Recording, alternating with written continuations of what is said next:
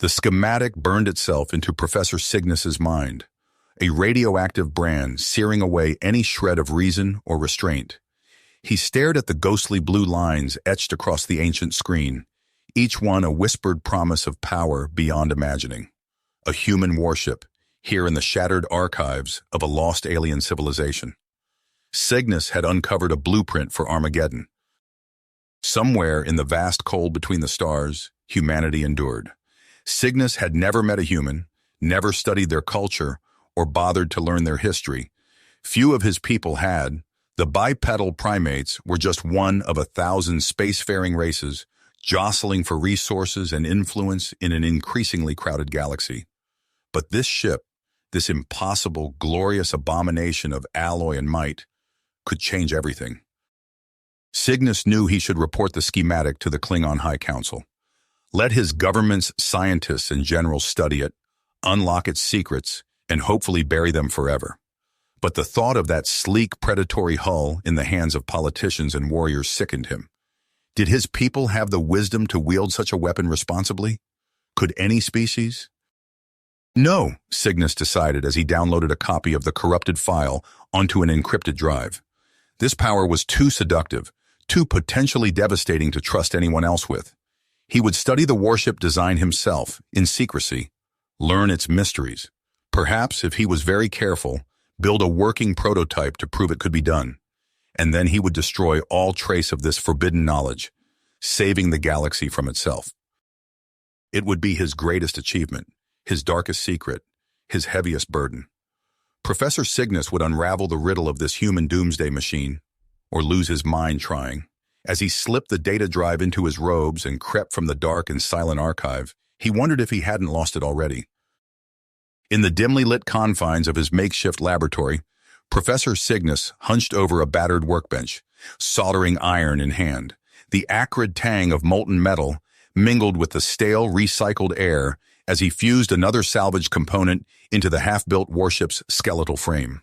Months of feverish labor had taken their toll on the once respected scientist.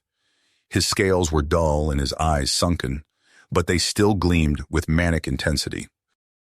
A sudden hammering at the lab's reinforced door jolted Cygnus out of his concentration.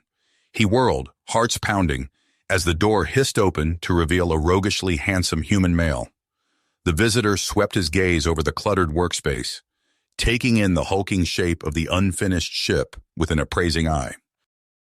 "You've been busy, Professor," the human remarked, sauntering inside with an easy grace that set Cygnus's nerves on edge. "I like what you've done with the place." Cygnus's brow furrowed as recognition dawned. "Will Cox," he said warily, "I wasn't expecting you." The human trader flashed a disarming grin. "You did say you needed help with this little project of yours. Well, here I am." Cygnus hesitated, torn between suspicion and desperation. He needed Cox's contacts, his access to restricted human tech. But could he trust this smuggler with a secret that could shake the galaxy? As if sensing his uncertainty, Cox leaned in conspiratorially. "I've got a couple of friends who might be interested in this venture. Real talents, if you know what I mean." "I work alone," Cygnus said stiffly, even as a treacherous voice in his head whispered that he was in over his head. Cox laughed. "Not anymore, Professor. You need a team for this. Engineers, mathematicians, people who know how to get things done under the radar." Cygnus thought of the gaps in his knowledge, the roadblocks he kept hitting. He pictured the completed warship, a sleek black knife slicing through the stars. With a team of experts, he could make it a reality. "Who did you have in mind?" Cygnus asked, hating the note of defeat in his voice. Cox's smile widened. "Let me make some calls." As the human paced off to a corner, murmuring into his communicator, Cygnus turned back to the embryonic warship. Its metal bones seemed to whisper of the power it would soon wield, the reckoning it would bring. He ran a trembling hand over its armored flank, feeling the thrum of forbidden knowledge in his fingertips. There was no turning back now. Whatever the cost, whatever the risk, he would see this through to the end. Even if it meant bargaining with devils like Cox. As the implications of his actions took a toll on Cygnus's conscience, he made the fateful decision to go public with his findings. The truth had to come to light, at any expense. He reached out to Zara's estranged sister, Lyra, a renowned Klingon journalist known for her unflinching pursuit of the facts. Lyra, seeing an opportunity to mend her fractured relationship with Zara, agreed to a clandestine meeting with Cygnus and his team. They rendezvoused at a remote, abandoned space station, far from prying eyes. In a dimly lit cargo bay, Cygnus laid out the damning evidence of the Galactic Council's suppression of human technology and the warship's potential to upend the balance of power. Lyra's eyes widened as she pored over the classified documents and schematics, her journalist instincts firing on all cylinders. "This is incredible," she breathed, her gaze flickering between Cygnus and the holographic projections of the prototype warship. "The public needs to know about this. The Council can't be allowed to bury the truth any longer." Cygnus nodded grimly, his scales gleaming in the ghostly light of the holograms. "I want you to document everything, Lyra. Our progress, the Council's attempts to shut us down. We need a record in case—" He trailed off, leaving the unspoken possibility hanging in the air like a specter. Lyra reached out and grasped his hand, her own scales cool and smooth against his. "I'll make sure the galaxy knows what you've sacrificed, what you're fighting for." As Lyra's hard-hitting exposés hit the news nets, public opinion began to shift in Cygnus's favor. Citizens across the galaxy expressed outrage at the Council's secrecy and suppression of knowledge.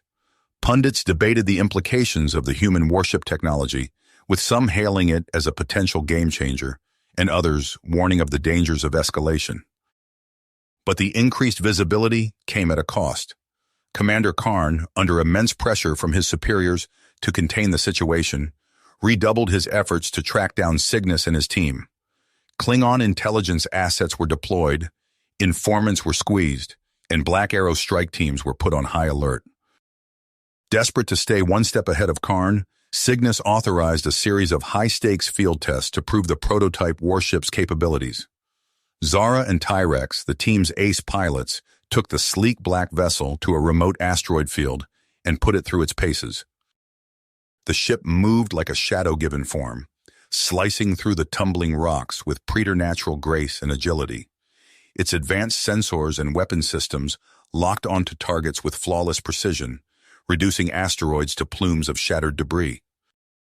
Zara whooped with exhilaration as she threaded the needle between two massive fragments, the warship responding to her slightest touch on the controls.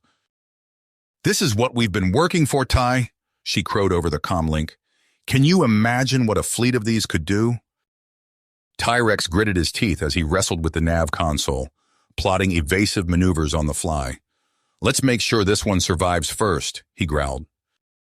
Their celebrations were cut short by the sudden appearance of a Galactic Council patrol fleet, drawn by the warship's sensor emissions. As the starships bore down on their position, plasma cannons charged and fighters deploying from their hangar bays, Zara and Tyrex exchanged a tense glance. "Time to see what this baby can really do," Zara muttered, her hands dancing over the weapons console. The prototype warship, its black hull seeming to absorb the light of the distant stars, pivoted to face the oncoming fleet. Zara's finger hovered over the trigger, Tyrex's hands gripping harder on the control yoke. The seconds stretched into an eternity. And then, faster than thought, they were among the Council ships, the warship's superior speed and maneuverability making the larger vessels seem clumsy and sluggish by comparison. They wove a deadly dance through the fleet's formation, pulsing cannons and missile barrages, reducing the Klingon craft to plumes of escaping atmosphere and molten debris. In a matter of minutes, the once proud patrol fleet was reduced to a drifting field of shattered hulks and tumbling wreckage. Zara and Tyrex, hearts pounding with the rush of victory, piloted their battered but triumphant ship back to the rendezvous point. But even as they celebrated their narrow escape, Cygnus and his team knew their situation had become more precarious than ever.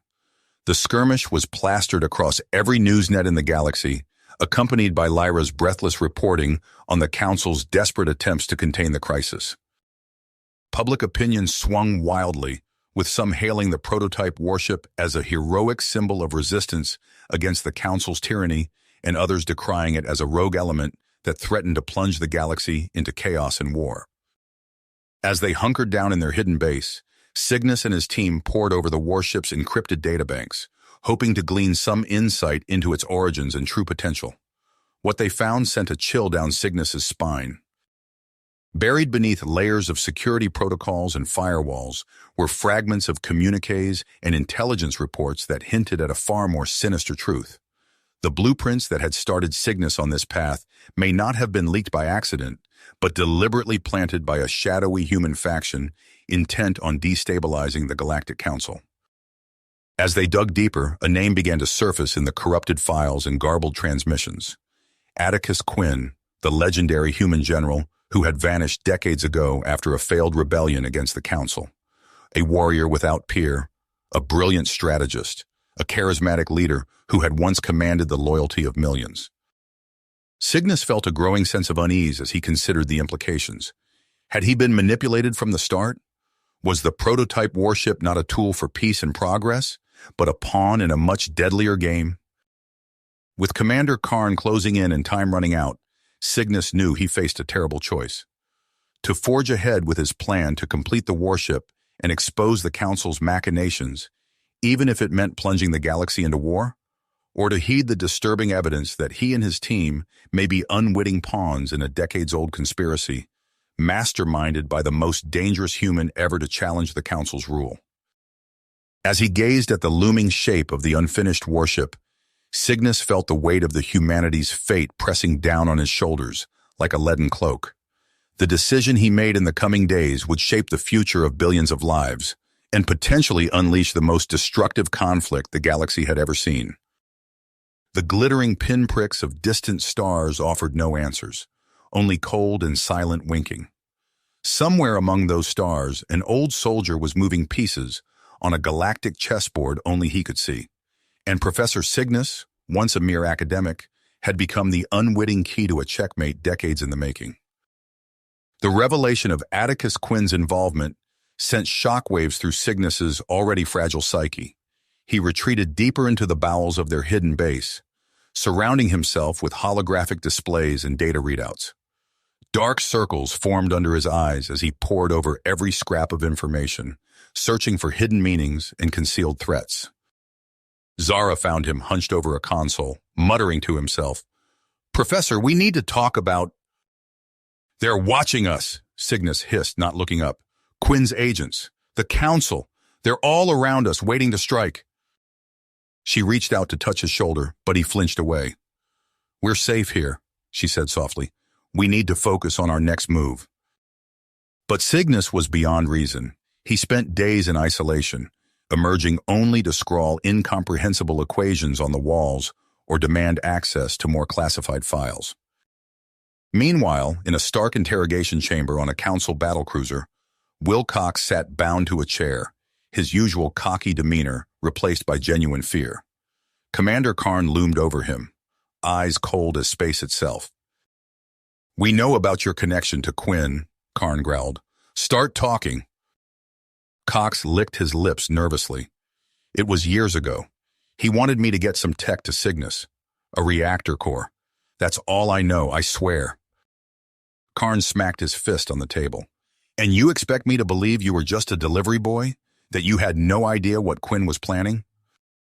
"I'm telling you, I lost contact," Cox pleaded. "Quinn went dark. I thought the whole thing was dead until Cygnus started poking around." As Karn prepared for another round of questioning, alarms blared throughout the ship. He rushed to the bridge where a junior officer reported breathlessly, "Sir, the prototype warship, it's gone, along with Professor Cygnus and several others." Karn's face darkened with rage. "Track them down, now!" Across the galaxy, the sleek black shape of the prototype cut through the void. In the cockpit, Zara and Tyrex worked in tense silence, following the mysterious coordinates they'd uncovered. "You sure about this?" Tyrex asked, not for the first time. Zara's grip tightened on the controls. "No, but we need answers." As they approached the edge of charted space, a desolate moon came into view. Its surface was pockmarked with craters, devoid of any obvious signs of life or habitation. "There," Cygnus said, pointing to a barely visible fissure in the rocky terrain. "Land there." The warship touched down with a soft thud. Cygnus, Zara, Tyrex, and Lyra donned environment suits and stepped out onto the airless surface. A handful of loyal crew members followed, weapons at the ready. They made their way to the fissure, which revealed itself to be the entrance to a vast underground complex. Stale, recycled air hissed as they passed through an airlock. Inside, they found row upon row of abandoned laboratories. Dust-covered equipment and long-dead terminals lined the walls. But it was what they found in the central chamber that chilled them to the bone. Transparent cylinders filled with a shimmering, oily substance dominated the room. Holographic readouts flickered to life as they approached, displaying complex molecular structures and test results. "By the stars," Lyra whispered, her journalist instincts kicking in despite her horror. "What is this place?" Cygnus's eyes darted from screen to screen, his brilliant mind piecing together the fragments of data. "It's a weapons lab," he said, voice hollow. They were developing a nanotech virus, designed to incapacitate non-human species while leaving humans unaffected. The implications hit them like a physical blow. Quinn hadn't just been after the warship technology. He'd been preparing for full-scale biological warfare against the entire non-human population of the galaxy. As the team reeled from this discovery, proximity alarms began to blare. On the outpost's long-dormant sensors, they watched as a fleet of council ships, led by Karn's flagship, dropped out of hyperspace and moved to surround the moon. Trapped between Quinn's monstrous legacy and Karn's advancing forces, Cygnus sank to his knees. The weight of his unwitting role in this nightmare threatened to crush him. He looked up at his companions, anguish etched on his face. "What have I done? What have I done?" Cygnus whispered, his face ashen. The weight of his unwitting role in Quinn's monstrous plan crashed down upon him. He slumped against a console, eyes unfocused, as the implications of their discovery rippled through the team. Zara's voice cut through the stunned silence. "We need to move. Now!" She strode towards the exit, her posture taut with urgency. "That warship is our only chance against Karn's fleet." Tyrex planted himself in her path, mandibles clicking with agitation. "And do what? Start blasting? We'd be playing right into Quinn's hands." "So we just sit here and wait to be captured?" Zara shot back, gesturing at the proximity alarms still blaring their dire warning. As the argument escalated, Lyra slipped away from the group. Her eyes darted between the banks of ancient terminals, fingers flying over dusty keys. With practiced efficiency, she began compiling the horrifying data before her into a coherent narrative. A sudden explosion rocked the outpost. Fragments of rock cascaded from the ceiling as the ground trembled beneath their feet. Cygnus barely stirred, lost in a fog of guilt and self-recrimination. Zara grabbed his arm, hauling him to his feet. "Snap out of it, Professor! We need you!" But Cygnus's eyes were vacant, his brilliant mind paralyzed by the magnitude of his mistake. Tyrex cursed, taking charge of the unresponsive human as they fled towards the prototype warship. They emerged onto the moon's barren surface to find chaos erupting around them. Sleek, angular ships with menacing weapon arrays bore down on their position. Not Karn's vessels, but a new threat altogether. "Quinn's mercenaries," Tyrex growled, recognizing the distinctive profiles. "How did they find us so quickly?" Lyra's voice crackled over their suit comms. "That was me. I'm sorry, I had to get the truth out. I didn't realize—" Her words were cut off as energy beams lanced down from the attacking ships, carving furrows in the lunar soil. The team scrambled for cover, dragging the near-catatonic Cygnus with them. "To the ship!" Zara bellowed, her eyes blazing with tenacity. "It's our only shot!" They sprinted across the pockmarked terrain, dust billowing in their wake. Tyrex all but carried Cygnus, the professor's feet barely touching the ground. Behind them, Quinn's mercenaries touched down, disgorging heavily armed troops in matte black armor. The prototype warship loomed before them, its obsidian hull seeming to drink in the starlight. Zara and Tyrex leapt into the cockpit, their hands flying over the controls. The ship hummed to life, repulsors lifting it from the ground as weapon systems came online. "Strap in!" Zara called out, her voice tight with concentration. "This is going to get rough!" The warship rocketed skyward, weaving through a hail of weapons fire. Tyrex's piloting skills were put to the test as he executed a series of stomach-churning maneuvers, narrowly avoiding the larger mercenary vessels. In the cargo hold, Lyra tended to the shell-shocked Cygnus. She gripped his shoulders, forcing him to meet her gaze. "Professor, listen to me. We need you. Your mind created this ship. Only you can unlock its full potential." Something flickered in Cygnus's eyes. His hand trembled as he reached for a nearby console. Fingers dancing over the controls, he began to divert power, optimizing systems in ways that defied conventional logic. The ship responded instantly. Its movements became more fluid, its weapons more precise. Zara let out a whoop of exhilaration as a mercenary fighter disintegrated under their barrage. But their elation was short-lived. More enemy ships poured from the asteroid field, forming an impenetrable wall between them and open space. Karn's fleet hung in the distance, pinning them between two hostile forces. Cygnus's eyes darted between readouts, his mind racing. "The reactor," he muttered, his voice barely audible. "If we overload it—" Zara's eyes widened as she grasped his intention. "You can't be serious. The radiation—" "It's the only way," Cygnus said, his voice firming with determination.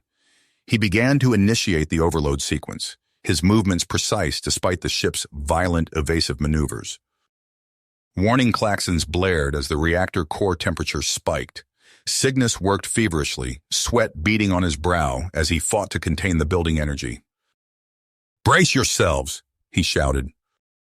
A blinding flash erupted from the warship. A wave of electromagnetic energy rippled outward, washing over friend and foe alike. Quinn's ships began to drift, their systems fried by the pulse. But the cost was catastrophic. Cygnus collapsed, his body racked with spasms as lethal doses of radiation coursed through him. His eyes locked with Zara's, a lifetime of regret and willpower conveyed in a single glance. "Finish what we started," he gasped. With trembling hands, he transferred command codes to Zara and Tyrex. Then he was gone. Stunned silence filled the cockpit. The prototype warship hung suspended in space, surrounded by the disabled hulks of Quinn's fleet. In the distance, Karn's vessels cautiously approached. Zara's hands tightened on the controls, her teeth gritted with drive. "We have to go. Now!" As Karn's ships drew near, the warship flickered and vanished, its stealth systems finally unleashed. It slipped away into the vastness of space, carrying with it the last desperate hope for a new future. Behind them, Lyra's exposé blazed across the galaxy's communication networks, igniting a firestorm of controversy and outrage. The truth of Quinn's conspiracy and the Council's deceptions could no longer be contained. A new chapter in galactic history had begun, written in the ashes of Cygnus's sacrifice and the fire of human ingenuity unleashed. You have reached the end of the story. If you enjoyed this story and want to support us, please leave a like and subscribe to our channel, and for every comment that says 88, I will heart every single one of them. Thank you for your time.